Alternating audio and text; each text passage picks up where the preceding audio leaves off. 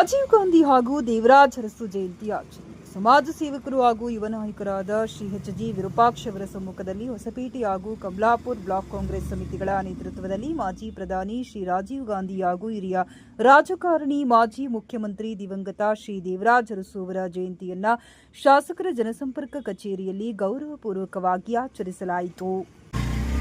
ಸಮಾಜ ಸೇವಕರಾದ ಎಚ್.ಜಿ. ವಿರೂಪಾಕ್ಷರವರು ಮಾತನಾಡಿ, ಮಹಾನ್ ನಾಯಕರ ಆದರ್ಶಗಳು, ಜನಪರ ಚಿಂತನೆಗಳು ಹಾಗೂ ಸಮಾಜಮುಖಿ ಸೇವಾ ಮನೋಭಾವಗಳು ನಮ್ಮೆಲ್ಲರಿಗೂ ಸದಾ ಪ್ರೇರಣೆಯಾಗಲಿ ಎಂದರು.